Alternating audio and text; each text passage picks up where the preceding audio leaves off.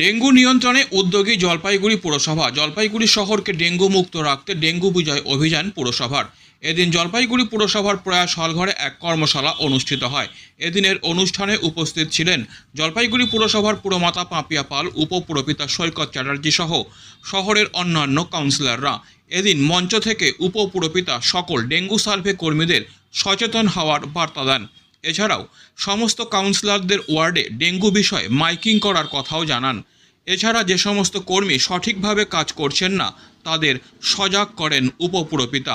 এ বিষয়ে পুরমাতা পাপিয়া পাল জানান, আজ আমাদের জলপাইগুড়ি শহরের হাউস টু হাউস সার্ভের মেম্বার এবং সুপারভাইজারদের নিয়ে একটি কর্মশালা করা হলো।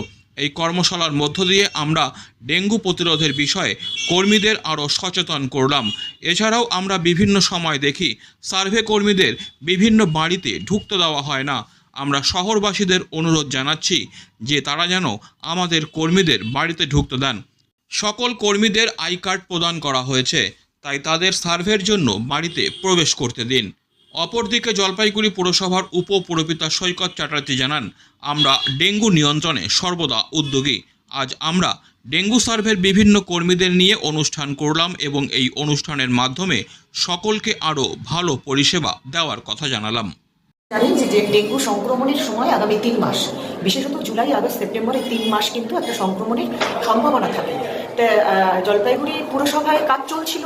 আমাদের ডেঙ্গু যে টিম আমাদের রয়েছে তারা নিয়মিত কাজ করছে। প্রতিদিন হাউস টু হাউস সার্ভে থেকে শুরু করে তাদের ভিসিটি মেম্বাররা যে জায়গায় ময়লা আছে সেই সব রিপোর্ট দিয়ে অফিসে জমা দিয়ে সেগুলোকে ক্লিয়ার করা, এগুলো চলছিলই। আগামী আবার 8 তারিখ থেকে হাউস টু হাউস সার্ভে রয়েছে এবং এই 3 মাসের সংক্রমণের সম্ভাবনাময় এই সময়টাকে রেখে আগামীতে যেন আমাদের কর্মীরা আরও অ্যাক্টিভভাবে কাজ করতে পারে, মানুষকে সচেতন করে তুলতে পারে যে প্রত্যেকটি বাড়ি বাড়ি যে হাউস টু হাউস যাচ্ছে বিভিন্ন সমস্যা উঠে আসছে, বাড়ি থেকে ঢুকতে দিচ্ছে না, ফ্ল্যাট বাড়িগুলো বিশেষত আমাদের কর্মীদের ঢুকতে দিচ্ছে না, কোথায় কোথায় জল জমে আছে ছাদে, টবে, ফ্রিজের নিচে, এগুলোকে দেখা আমাদের কর্তব্য। সেই ক্ষেত্রে আমরা সকলকে নিয়ে আজকে বসেছিলাম, ভিসিটি মেম্বার সহ হাউস টু হাউস সার্ভে সহ বসেছিলাম। তাদেরকে একটু উজ্জীবিত করলাম যে আরও ভালো করে কাজ করতে হবে।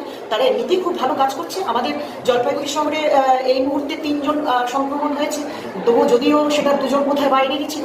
তা এই সময়টাকে ঘিরে আগামী তাদের একটা সচেতনতার বার্তা দিতে, আরও অ্যাক্টিভভাবে কাজ করবার, তাদের উৎসাহিত করবার জন্য আমাদের সংক্ষিপ্ত একটি সভা আজকে অনুষ্ঠিত হলো। ইম্পর্টেন্ট, ডেঙ্গুতে ভ্যারাইটি সেরোটাইপ আছে এবং জলপাইগুড়ি শহরে 2 লক্ষ মানুষ আছে। 2022 সালে 76 জন এই রোগে আক্রান্ত হয়েছিলেন জলপাইগুড়ি শহর এবং 2023-এ প্রায় 43 জন এবং 2024-এ এখন 3 জন। কিন্তু এখনও আপনার সামনে পুরো জুলাই, আগস্ট, সেপ্টেম্বর পড়ে রয়েছে। আমি আজকে সমস্ত হাউস টু হাউস যারা সার্ভে করেন তাদের নিয়ে মিটিংয়ে রেখেছেন।